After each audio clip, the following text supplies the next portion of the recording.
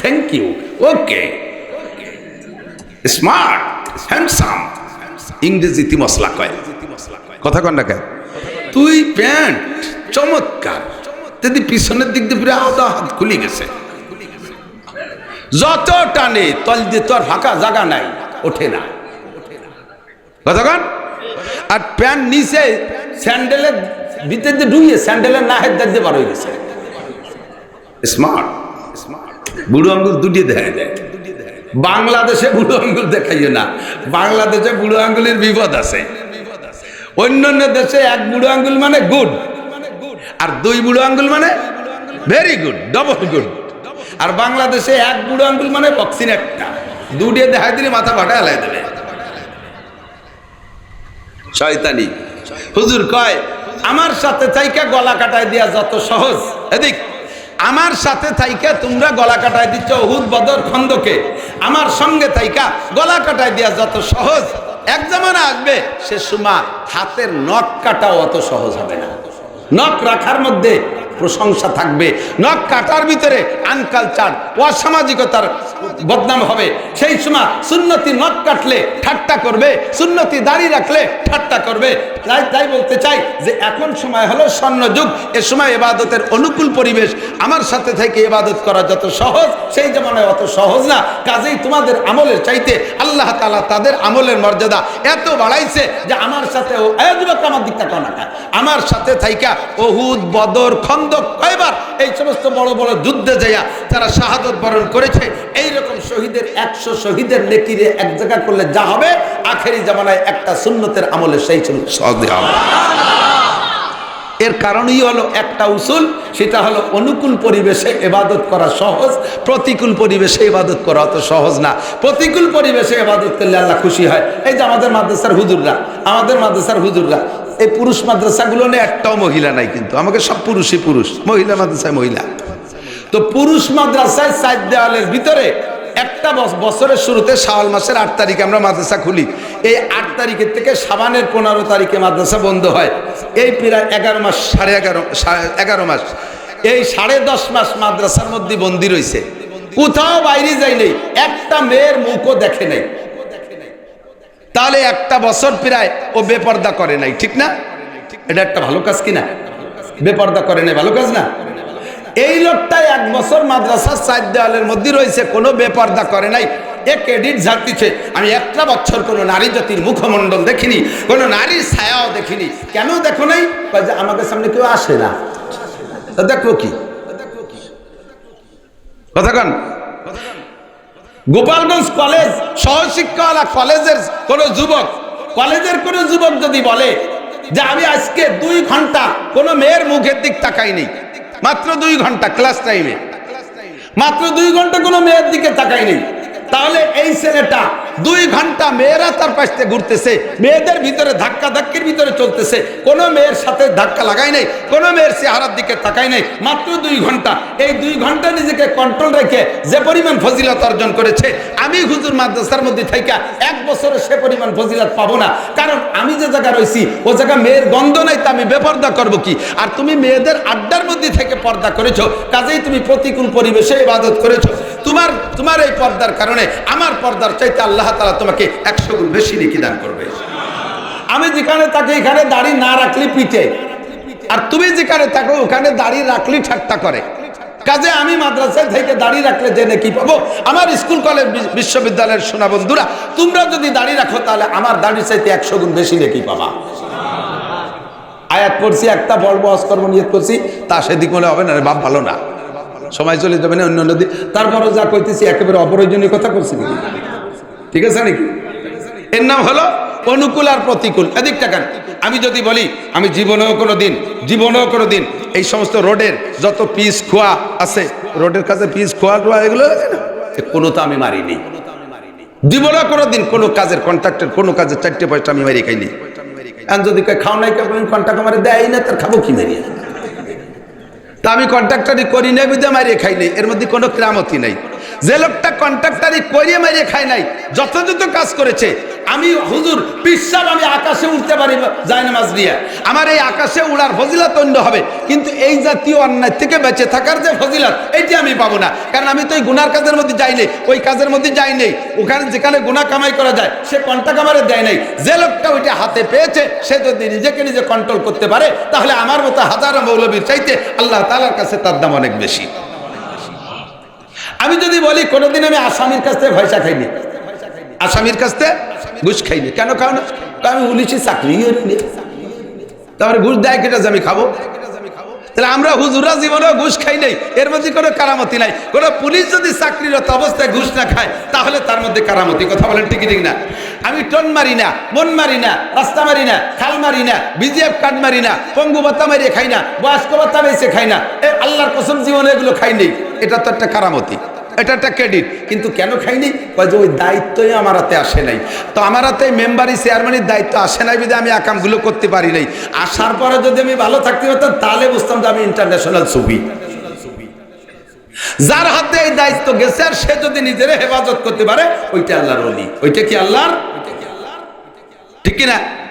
90 বছরে বুড়ো সেলেসা শুরু হয়ে গেছে, না এর মধ্যে পাইপ দিয়ে সেলাইন খাওয়ায়, মুখ দিয়ে কিছু খাতি পারে না, পেশাবও জাগা মতো হয় না, এই পেশতে ফুটোই ধরে ব্যাগেরটা ভাইতে থইছে, এই আড়াআড়ি পেশাব বানিয়ে।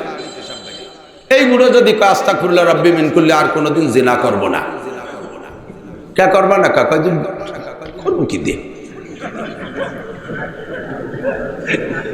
এই যে অসমার তওবা, ডায়াবেটিস 32, তার সব জায়গা ঢিলা হয়ে গেছে, সে যদি কাজ জিনা করবো না, কেন করবা না? নাই বলা বল নাই, তার করবো কি দিয়ে? বুঝেন? এদিক 80 বছরের বুড়ো সময় থাকতে বহুত কিছু করছে, জমিনের আংঠা ধরে উঠাইছে আর নামাইছে, রাস্তায় বেরোলি সব বাঘবাল্লুক ভয়তে পলাইছে, এত বড় দাপটের 85-90 বছর বয়স, গ্যাড় গেড়ায় সেলেসা শুরু হয়ে গেছে, আস্তাগফিরুল্লাহ আর কোনোদিন ডাকাতি করবো না। কেন করবো না? বল নাই, হাঁটুতে বল নাই, হাত পায়ে বল নাই, এর নাম তওবা না, এর নাম তওবা না। তওবা হবে এদিক, ঘুষ খাওয়ার ক্ষমতা আছে, ওখান থেকে ফিরে আসো। টন মারার সুযোগ আছে, মেরো না, ফিরে আসো। মারবা, আল্লাহ পাক ধরার সময় আসি ধরে বসবে, কথা কন না কেন? আল্লাহ যদি ধরে ছুটতে, কথা কন না, ওয়াজি করবো না। কি কোন তালে আছেন? আমরা সব গোপাইলিয়া, কে কোন দল করি না করি আমি বলতে চাচ্ছি না। আমলিগ যদি দুর্নীতি করে, আল্লাহর পক্ষে, আল্লাহর বিপক্ষে, রসুলের বিপক্ষে কথা বলে, আপনি আল্লাহ আল্লাহ রসুলের পক্ষে না আমলিগের পক্ষে? কি বলেন? আমলিগের পক্ষে না আল্লাহর পক্ষে? আমলিগের পক্ষে না রসুলের পক্ষে? বিএনপি যদি অন্যায় করে, বিএনপি যদি অন্যায় করে, আপনি বিএনপির পক্ষে না আল্লাহর পক্ষে? বিএনপির পক্ষে না রসুলের পক্ষে? রাজনীতি সব করব, কিন্তু আমার আতাল ঠিক থাকতে হবে, আমার যেন হাতে ফার না লাগে। মাঝে মাঝে উদাহরণ বলি, এদিক তাকান, এখন তো সব মেশিন হয়ে গেছে, এই বুঝতেছিস না তুই? শোন, পরে এখন মনে রাখ, পরে সব বুঝিস। এদিক এদিক তাকান, সব কিছু মেশিনই করে। আগে ঢেকিতে ধান বানতো না? ঢেকিতে ধান বানার ভিতরে দুইজনের কাজ। কয়জনের? একজন ঢেকিরে ফারায়, মানে ঢেকিরে লাইট হই, ঢেকি আছে নি? এদিক আছে, এখনো আছে, মাশাআল্লাহ। আর 20 বছর পরে ঢেকি থাকবে না। পোলা পান্ডে যদি বলা হয় যে ঢেকি চিনিস, বলে হ্যাঁ, গতকালকে ঢেকিতে ভাত খেলাম, মনে হচ্ছে ঢেকি এক প্রকারের তরকারি। হারাই যাবে। হেরিকেন চেনে না পোলা পান, আমি দুটো হেরিকেন কিনে নিয়েছি বাড়ি, ভাই এরা হাসতেছে। আমি হাসিস কেমন? এই কি এরবেন? আমি এর মধ্যে আগুন জ্বালাতে, সিপনি দিয়ে তো গিরা, ওর মধ্যে আগুন দেবেন কোন ফেসটি? ওকে সামনে ধরাইয়ে তাই দেখাইছে। ঢেকিতে ধান বানতে দুইজনের কাছে, একজনে ফারায়, একজনে আইলিয়ে দেয়, ঠিক আছে না? আমি ক্লাস 5 পর্যন্ত, 3, 4, 5 এই পর্যন্ত বাপের সাথে মায়ের সাথে সাংসারিক সব কাজ করছি, যার কারণে ওই ফাংশনের সব আমি A to Z, হাসিয়া, ইবারত, বাইনা, সতর সব আমার মুখস্থ আছে, আমি খুব ভালো পারি। তো ঢেকিতে ধান বানতে দুইজনের কাজ, একজনে ফারায়, একজনে আইলিয়ে দেয়। আইলিয়ে দিয়ে আল্লাহর কয় কাজ জানেন?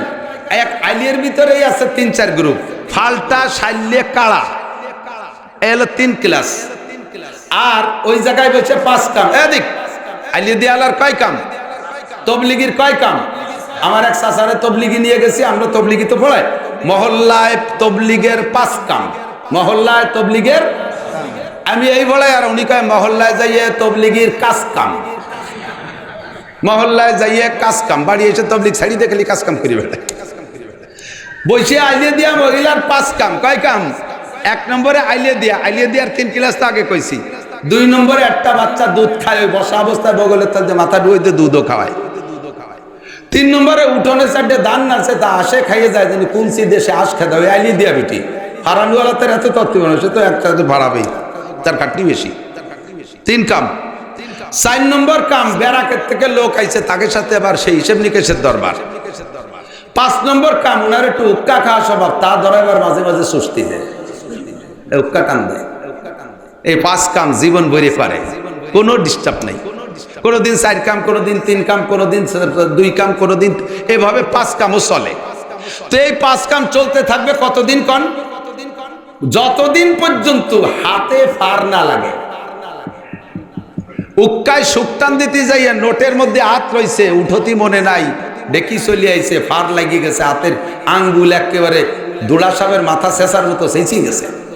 ওরে মারে বাবারে কই শীতে পড়বে, আর আইলে দেওয়া হবে, মাইয়েরে দুধ খাওয়ানো হবে, উঠোনে আঁশ খেদানো চলবে, বেড়াকের গল্প হবে, উক্কা খাওয়া হবে, সব শেষ এক হাতে ফার লাগার কারণে। কতক্ষণ তোমার বেড়াক চলবে, অ্যাডাম চলবে, উক্কা খাওয়া চলবে, মাইয়েরে দুধ খাওয়ানো চলবে, আঁশ খেদানো চলবে, আলিয়ে দেওয়া চলবে, সব চলবে অতদিন চলবে যতদিন তোমার হাতে ফার না লাগে।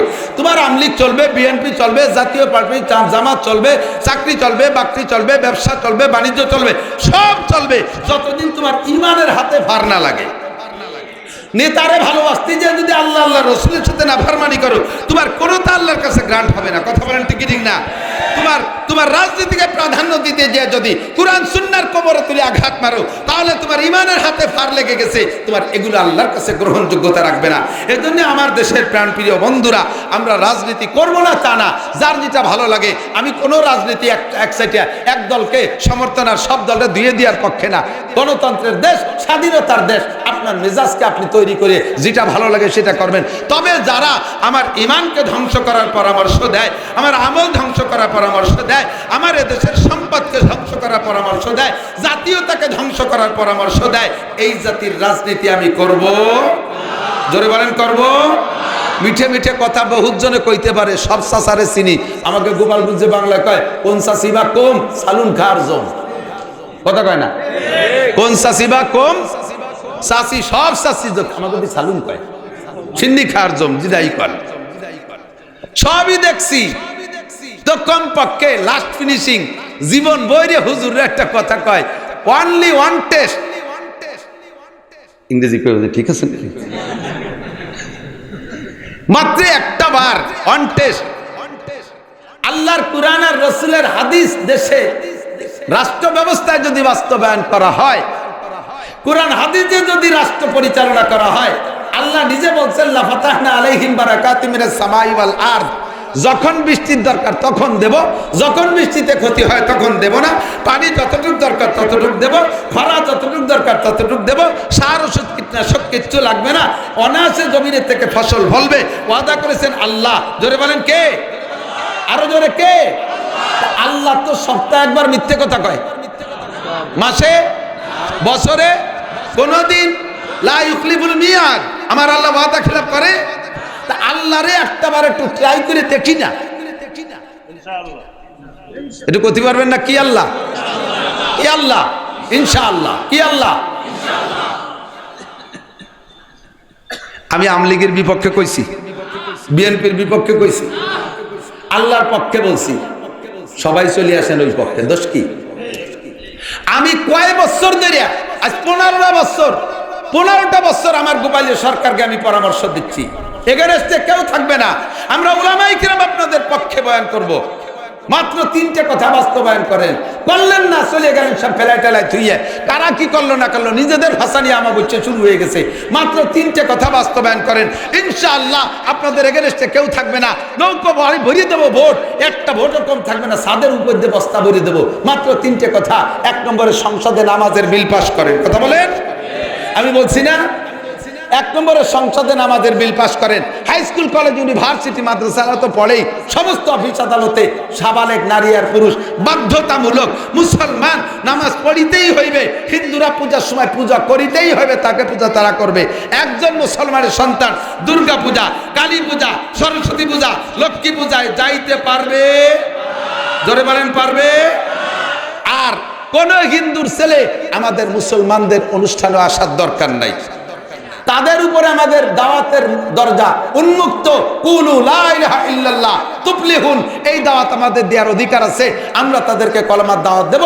ফামান শাআ ফালইউমিন আমান শাআ ফালইয়াকফুর, যার মনে চায় মানবে, যার মনে চায় না মানবে না, যার মনে চায় মানবে, যার মনে চায় না মানবে না। লা ইকরাহা ফিদ্দিন, ধর্মের মধ্যে জবরদস্তি নাই। কোনো হিন্দুরে পিঠে মুসলমান বানানো যাবে না, মন্দির ভেঙে দিয়ে মসজিদ বানানো যাবে না। এটা হলো ধর্মনীতি। এর নাম এলো লাকুম দীনুকুম ওয়ালিয়া দিন। এই লাকুম দীনুকুম ওয়ালিয়া দিনের পর আমরা বাস আমল করব। এই জন্য দাবি করেছি, এক নম্বরে সংসদ থেকে নামাজের বিলটা পাস করেন। দুই নম্বরে পর্দাটাকে বিল আকারে পাস করেন, পর্দারে বিল আকারে পাস করেন। আপনি প্রধানমন্ত্রী, আপনিও শরীয়ত সম্মত পর্দা সাধ্য অনুযায়ী করেন। আপনার অফিসের ভিতরে মেয়েদেরকে বোরকা ছাড়া যাইতে নিষেধ করে দেন। স্কুলের ভিতরে নারীদের স্কুল আলাদা, পুরুষের স্কুল আলাদা। কত টাকা খরচ করে কতটা করেন, মুহূর্তের ভিতরে কোটি কোটি টাকা খরচ করে নাম পাল্টাপাল্টি করে বেড়ান।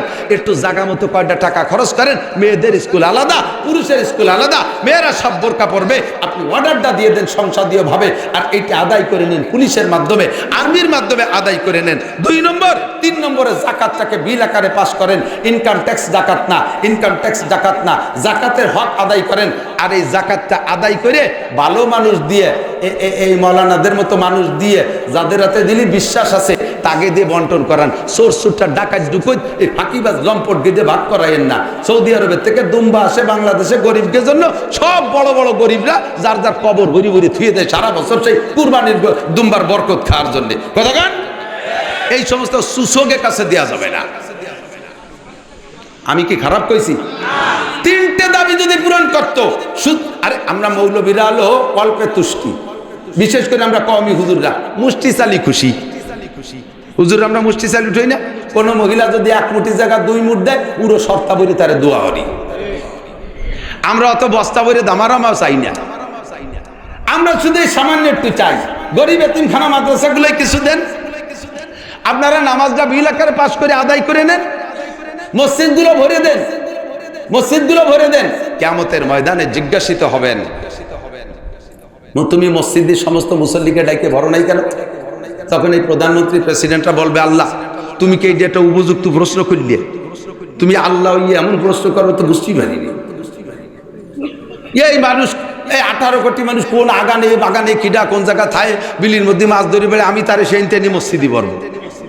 সুন্দরবনের মধ্যে দিয়ে বঙ্গোপসাগরের বিলির সেই সাগরের মধ্যে কোনে মাছ ধরে বেড়াচ্ছে, আমি এগুলো যদি কিভাবে নামাজ আমি তো কয়ে দিছি বড়। তারা বললে আমি কি আল্লাহকে কিরকম কইছ? তোমারে আমি ভালোই চিনি, তোমাদেরকে ভালো করে চিনি। যে মসজিদ খালি করতে পারে সে মসজিদ ভর্তিও পারে।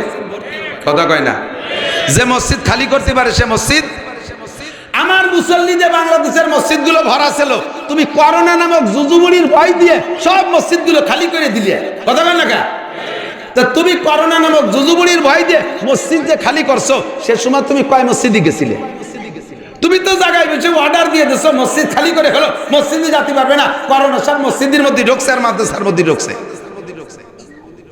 তো মসজিদ খালি করা যত সহজ, মসজিদ ভরা তার চাইতে সহজ। কতক্ষণ? শুধুমাত্র অর্ডার দিয়ে পুলিশ ছেড়ে দেবে যে যারে নামাজে রক্তে যদি কোনো মুসলমান পুরুষ বাইরে পায়, ভাষায় তুলে দুটো বাড়ি দিবি। এক এক ব্যানালার ভাষায় 2 বাড়ি দিলি, পুরো থানা ধরে সমস্ত ব্যানালারা ব্যান থুইয়ে ব্যবহার মসজিদে চলে যাবে। কতক্ষণ না কে? স্কুলের 2 ছেলের পিছনে পাশায় বাড়ি দিলি বারা, খালি মুসলমান না হিন্দুরাও কবে যে আর একসাথে বেরোচ্ছে। মাঝে মাঝে একটু চুটকি সাথে না দিলি বারা ভালো লাগে না। ছোটবেলায় আমার এক রসিকেলা ছিল, জম্মের রসিক। ও কয় কি, আগে এই যে মুসলমানি দিতে আসতো জানেন নাকি? কাবদার, কাবদার এখন তো সব হাসপাতালে চলে যাচ্ছে, আজাম কাবদার। তো এক বাড়ি কাবদার ডেকে আনলি, ওই বাড়ির আসতে বাঁচতে যে কয় বাড়ি ওই সাইজের ফুল পান সবগুলোরে দিয়ে ফেলতো। শীতকালে মুসলমানিদের একটা গণ এসে যেত, প্রত্যেক বাড়ি বড়ই ডালের দুমো এই যে স্যাকনীতি হতো। আমরা ওই পার্টির আর কি। তো এক বাড়ি কাবদার ঢুকছে, ওই বাড়ির 4-5টারে ধরে ফাঁসড়াইছে মুসলমান। এই দেখে পাশের বাড়ির পোলা পান ছিঁড়ে বুড়িয়ে দৌড় বাগান ছিঁড়ে একেবারে যাইয়ে উঠতেছে জাঙ্গালের ওই বেচে। সাথে সাথে ছেলেরাও দৌড়ে মেয়েরাও দৌড়ে। তোরা দৌড়িস কে? কয় যে ওই বাড়ি আজাম আইছে মুসলমানি দিচ্ছে। দেখছে দেখছে ছেলেকে তো তোরা মেয়েরা দৌড়িস কে? কয় ছেলে মেয়ে দেখতেছে না, এক সাইডে দিচ্ছে।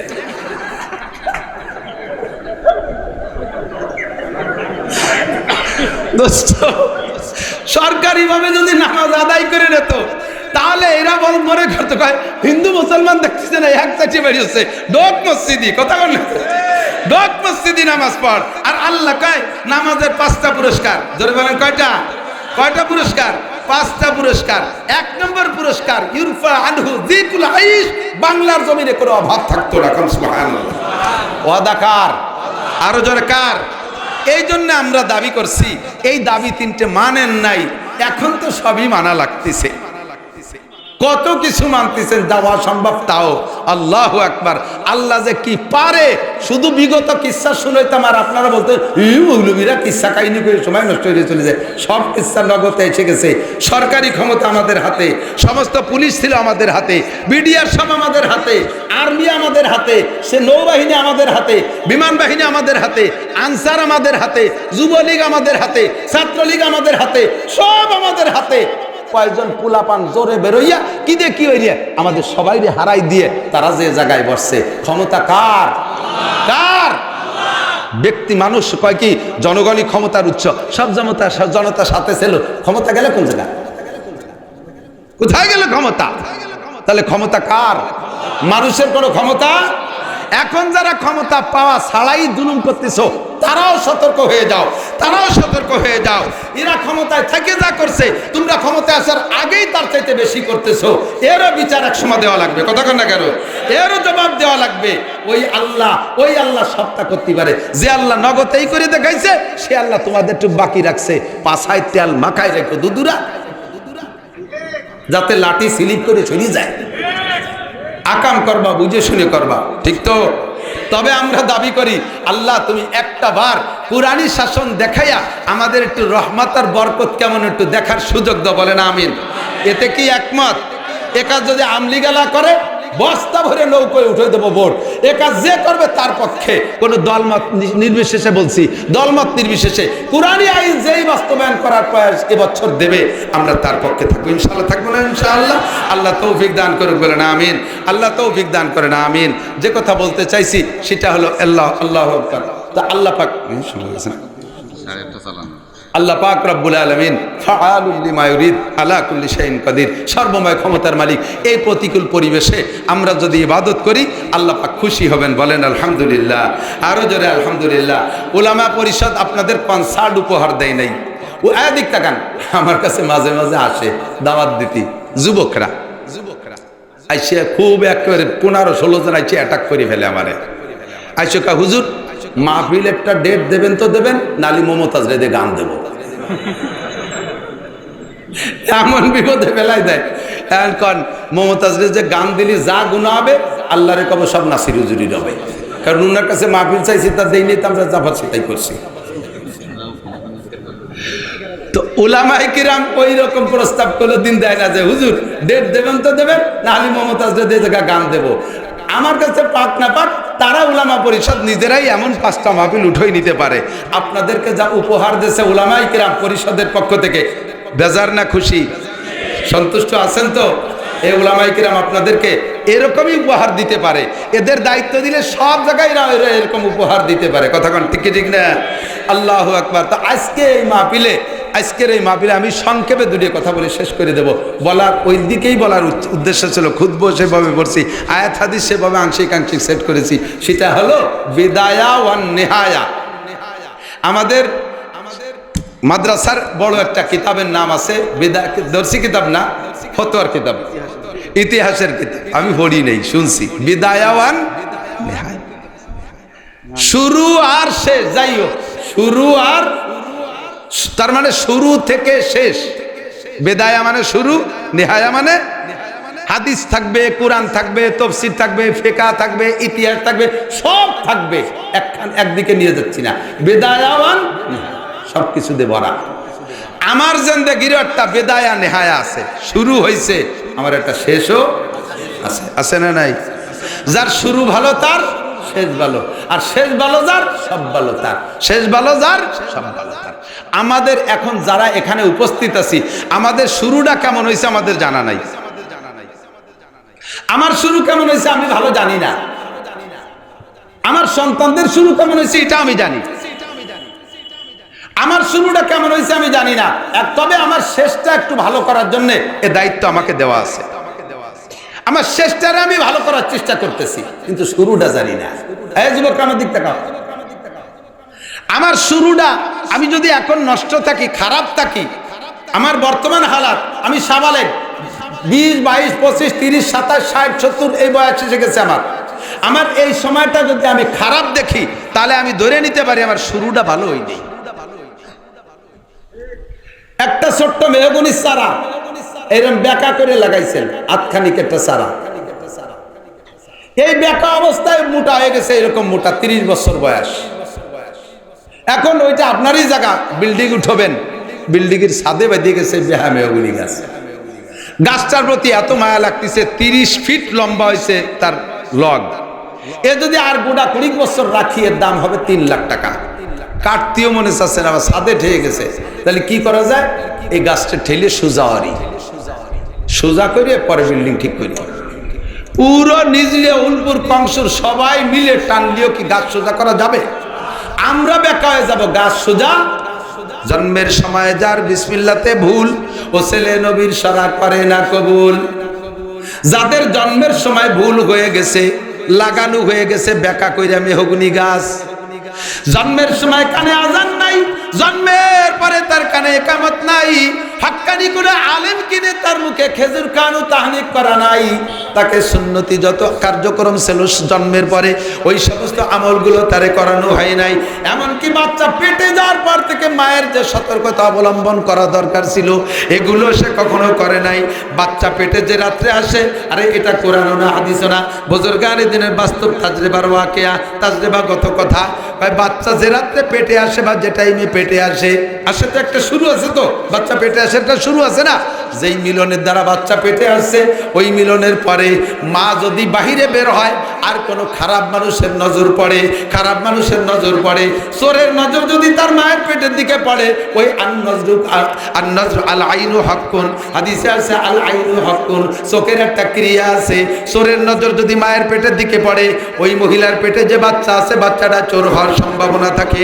ডাকাতির নজর যদি পেটের দিকে পড়ে, তাহলে পেটের বাচ্চাটা ডাকাত হওয়ার সম্ভাবনা থাকে। লুচ্চদের নজর যদি মেয়ের মহিলার পেটের উপরে পড়ে, পেটের বাচ্চাটা লুচ্চ হওয়ার সম্ভাবনা থাকে। গায়ক গায়িকারা যদি তার মায়ের পেটের দিকে নজর করে, পেটের বাচ্চার উপরে ক্রিয়া পড়ে, বাচ্চাটা গায়ক গায়িকা হতে পারে। কোনো বেয়াদব যদি নজর করে, বাচ্চাটা বেয়াদব হতে পারে। মদ গাঁজায় অ্যাবাকর ফেন্সিডিল হিরোইন পার্টি যদি বদ নজর করে, তাহলে পেটের বাচ্চার ভিতরে ক্রিয়া পড়ে, আর ওর দ্বারা বাচ্চাটা এরকম নষ্ট হয়ে যেতে পারে। এই জন্য পেটে আসা থেকে শুরু কইরা বাচ্চা ডেলিভারি পর্যন্ত মহিলাকে যে সতর্কতা অবলম্বন করা দরকার ছিল, জীবনের বেদায়া, জীবনের শুরু, ওই সতর্কতা অবলম্বন করে নাই। গাছটা লাগানো হয়ে গেছে বেকা কইরা, এখন 30 বছরের যুবক বাপরে বক্সিং দিয়ে দাঁত ফেলাই দিয়েছে। এই বাপে আইসা হুজুরের কাছে প্যান প্যানায় কান দেয়ার কা, হুজুর একটু যুবকদের ব্যাপারে একটু ওয়াজ করি, আব্বা আমার কোনো ক্ষেত্রে করে না, আমার যদি জন্মের মায়ের মারছে, এইভাবে ব্যাগটাই কাঁদতেছে। সারা জীবন ভরে ওয়াজ করিও এই বেকা মেহগনি গাছটা সোজা করা সম্ভব? শুরু করছো তুমি খারাপ ভাবে, লাগাইছো বেকা করে, লাগাইছো বেকা করে। এই নিজের সন্তান মৌলানা আব্দুল্লাহর বাপ হযরত মৌলানা আব্দুর রাজ্জাক সাহেব হুজুর রহমাতুল্লাহ আলাইহি বলতেন, শামসুল হক আর লালটুর গল্প মনে আছে নাকি? যারা শুনছে শামসুল হক আর লালটুর গল্প, প্রথম ছেলে লালটু, নাম রাখছে হ্যান্ডসাম বডি ফিগার। মা কয় যে পয়লা ছেলেটার নাম লিখতে বল্টু না লালটু, পরের ছেলেটার নাম আমি রাখবো, নাম রাখবো শামসুল হক। শামসুল হক মানে সদস্য। তো শামসুল হক সে একটু নরম ধরম ভদ্র, যা করে সব ভদ্রতার সাথে করে। খেতে ধান খাতে আইছে ছাগল, ছাগল রে যাই আসতে গলা ধরে মালিশ টালিশ করে, শোনা আমার বুঝতে ধান খাইও না, শোনা যাও তুই যাও। আর লালটুরে ছাড়িয়ে দিলি ছাগলের ঠ্যাং ধরে টানি ছিঁড়ে ফেলায় দেয়। বাপে মানে স্বামী স্ত্রীকে বলে, দেখছিস দেখছিস আমার লালটু বীর পুরুষ। আর তোর শামসুল হক মাইদু, শামসুল হক মাইদু। এখন ওই মহিলা কয়, লালটু আর শামসুল হকের পার্থক্য তোমার আমি বুঝাবো, তোমার একটা দিন একটু কষ্ট করা লাগবে। কি কষ্ট? প্রখর রৌদ্র, এপ্রিল মাস, তুমি সিলিং এর পরে হুজুর যা বলতেন তাই বলতেছি আর কি, আমি একটু জায়গায় নকল করে চাইছে গেছে বলতেছি। অনেকদিন চলে গেছে, আল্লাহর বান্দা কে ওয়াজ কিসসা তো ভুলে গেছেন, এক কোয়ারার মানুষ নাই, আমরা চলে গেলি পরে আল্লাহরা জানবো না। তো কি করতে হবে? তুমি টিনির ঘরের চালের সিলিং এর উপরে উঠে থাকবা। থাকবা কতক্ষণ? 2-3 ঘন্টা একটু থাকতে হবে কষ্ট করে। 36 বৈশাখ মাসে সিলিং টিনির চাল কিরম ঠেহে ওই জায়গা, উনারে উঠই দিয়ে 2 ছেলে সকালে স্কুলে চলে গেছে। উনি ছেলেরা স্কুলিতে আসবে আসবে আসবে ভাব, এর ভিতরে ওই মহিলা আর খাস্তা হাল, মানে মহিলাকে মারলি যে হালাতটা হয় ওইরকম হাল করে বসে রয়েছে ঘরের মধ্যে মাঝেতে। এর মধ্যে লালটু আইসিয়া দেখে যে ওর মার ওই হালাত, ও এসে গেছে, মা কি খবর? তো মা মিথ্যে কথাও কবে না, আবার বুড়োরে শিয়েবে, বুড়ো তো ভরতে শুনতেছে, আরে বাবা তোর বাপ আমারে শেষ। এই কলি কি বুঝায়? যা বুঝায় তাই, মানে দুসামাইর মারছে। লাল টুকাই, কোথায় শুকরের বাচ্চা, এবার রাম দাও দে, ওরে 2 টুকরা না করে ভাত খাবো না, ঘর গর্দ করে ফেলাচ্ছে, কোথায় গেছে বল মা, শেষ করে ফেলাই দেবো। ইন্নালিল্লাহ। এ জেনের তার লাগাও,